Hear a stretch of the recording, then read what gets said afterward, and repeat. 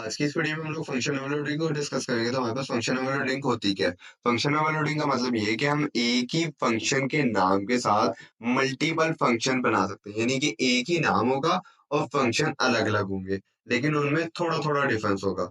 यानी कि यहाँ पे अगर मैं सम के नाम से बनाऊं एक फंक्शन इंट सम, और एक मैं यहाँ पे डिफॉल्ट रख देता हूँ जो कि मेरे पास रिटर्न कर रहा होगा जीरो को, और एक और फंक्शन मैं यहाँ पे बनाना चाहता हूँ इंट सम के नाम से, और ये भी कुछ ना कुछ वैल्यू रिटर्न करो। सिर्फ एग्जांपल के लिए बताना चाह रहा हूँ मैं आपको 10, और मैं अगर यहाँ पे इस फंक्शन को रन करना चाहूँ सम के फंक्शन को, और यहाँ पे मैं काम करता हूँ सी आउट में करवाता हूँ इसको, और मैं यहाँ से इसे रन करता हूँ, तो यहाँ पे मेरे पास एरर आ गया।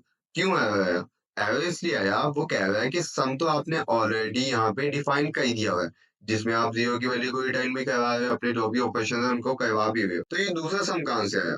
तो कंपाइलर ये कह रहा है एक नाम से आप फंक्शन ऑलरेडी डिस्क्राइब कर चुके हुए हो, तो दोबारा से उसी नाम से आप फंक्शन को डिस्क्राइब यहाँ पे नहीं कर सकते। तो यहाँ पे इस लिमिटेशन को दूर करने के लिए हमारे पास कुछ चीजें आ जाती हैं।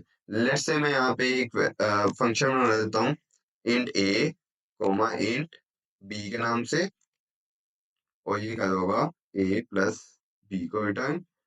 और अगर मैं यहाँ पे कर दूँ int a comma int b comma int c, ये तो मेरे पास रन नहीं होगा सम, और दो वैल्यूज मैं यहाँ पे इंटर कर दूं 2+2, और अब अगर मैं यहाँ से रन करूँ तो अब मेरे पास एरर नहीं आएगा। क्यों नहीं एरर आएगा? अब एरर इसलिए नहीं आएगा क्योंकि अब कंपाइलर को इस चीज से डिफरेंशिएट हो गया कि सम के नाम से दो फंक्शन तो हैं, लेकिन जब दो पैरामीटर पास करेंगे तो इस फंक्शन को कॉल करना, लेकिन अगर मैं तीन पैरामीटर पास करूंगा तो वो क्या करेगा, इस फंक्शन को कॉल कर देगा।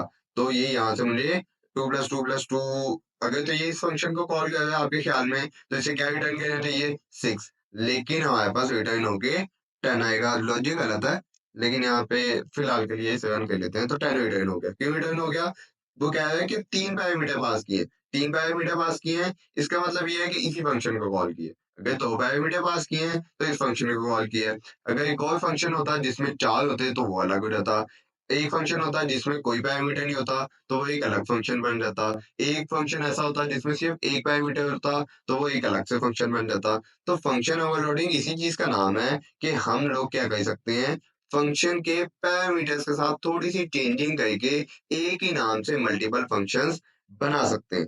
अब मैं यहाँ पे क्या कहता हूँ, इसकी थोड़ी सी लॉजिक सही कर देता हूँ, a comma b comma c, sorry plus, तो यहाँ से मैं इसे प्लस कर देता हूँ। अब अगर मैं यहाँ से इसे रन करूँ तो 2+2+2 6 मेरे पास यहाँ पे रिटर्न होके वापस आ जाएगा। अब जिस तरह से हम लोग पैरामीटर चेंज करेंगे, यानी दो तीन अलग अलग करके दो फंक्शन बना लिए, एक फंक्शन में दो पैरामीटर, एक फंक्शन में तीन पैरामीटर करके दो फंक्शन में डिफरेंशिएट कर दिया। इसी तरह से अगर हमारे पास कोई कंडीशन ऐसी आ जाए जिसमें दोनों फंक्शन में एक जैसे ही पैरामीटर लेने हो, तो हम क्या कर सकते हैं, उनकी डेटा टाइप को चेंज कर सकते हैं। यहाँ पे फ्लोट किसी एक की, लाज़मी नहीं है दोनों की होनी चाहिए, यानी कि ये फ्लोट और ये फ्लोट दोनों लाज़मी फ्लोट नहीं होने चाहिए। बस कोई एक पैरामीटर भी ऐसा आ गया जिसकी डेटा टाइप इसकी डेटा टाइप से चेंज थी, तो वो फंक्शन अलग से बन जाएगा और ये फंक्शन ओवरलोडिंग को सपोर्ट कर देगा। तो अगर मैं यहाँ से ये कह दूं, सी को इरेज करना पड़ेगा मुझे, और यहाँ से मैं दो वैल्यूज यहाँ से पास करूँ तो मेरे पास ए प्लस बी ये वाला फंक्शन कॉल हो जाएगा। यानी कि मैं इसको एक काम करता हूँ, सी आउट की एक स्टेटमेंट लिख देता हूँ ताकि डिफरेंशिएट हो जाए फंक्शन वन, और इसी तरह से इसको कॉपी कर लेता हूँ यहाँ से, और यहाँ पे पेस्ट कर देता हूँ फंक्शन टू, ताकि हमें पता चलता रहे कि कौन से फंक्शन को हम लोगों ने कॉल किया। अब टू और टू दोनों इंटीजर वैल्यू है, तो कौन सा फंक्शन कॉल होगा, ये वाला फंक्शन कॉल होगा। मैं यहाँ से रन करता हूँ जल्दी से, तो मेरे पास फंक्शन वन कॉल हुआ। मैंने एंडल नहीं लगाया था इसलिए फॉर सामने ही लिखा हुआ आ गया। एंडल लाजमी लगाना चाहिए, एंडल, इसमें भी एंडल लगा देता हूँ, एंडल। तो अब अगर मैं यहाँ पे पहली वैल्यू को फ्लोट दूं, यानी कि टू नहीं 2.0 कह दूं या 2.1 भी कह दूं तो एक ही बात है, मैं यहाँ पे 2.0 ही कर दूं, तो मेरे पास कौन सा फंक्शन कॉल होगा, तो सॉरी, जब मैं फ्लोट वैल्यू यहाँ से पास करूंगा तो मुझे यहाँ पे एफ लिखना पड़ेगा। वो एफ छोटा या कैपिटलाइज हो सकता है, कोई भी हो सकता है। तो यहाँ पे मैं स्मॉल कर रहा हूँ। तो फ्लोट जब वैल्यू पास करनी हो तो उसके साथ हमें एफ लिखना पड़ता है। डबल नहीं तो ये बाय डिफॉल्ट डबल वैल्यू को यहाँ पे हमारे पास पास कर रहा होता है। तो मैं यहाँ से अब अगर इसे रन करूंगा तो मेरे पास फंक्शन 2 यहाँ पे रन हो जाएगा और मेरे पास दोनों एड अप हो जाएंगे।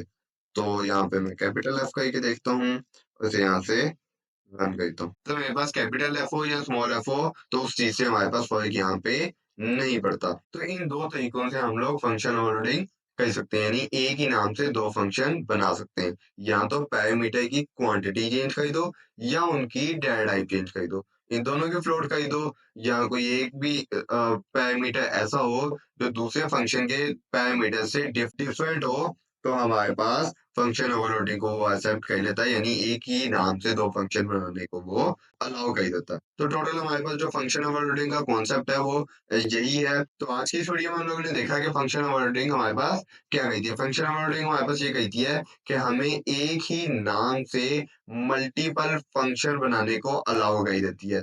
और वो किस तरह से अलाउ कर देती है, या तो हम पैरामीटर की क्वांटिटी को चेंज कर दें या उनकी डेटा टाइप को चेंज कर दें। तो इन दोनों तरीकों से हम लोगों ने आज इस वीडियो में फंक्शंस बना के देख लिए। तो इस टॉपिक से रिलेटेड आपका कोई भी क्वेश्चन हो तो आप लोग कमेंट सेक्शन में ऐसे पूछ सकते हैं। That's it for today's lecture.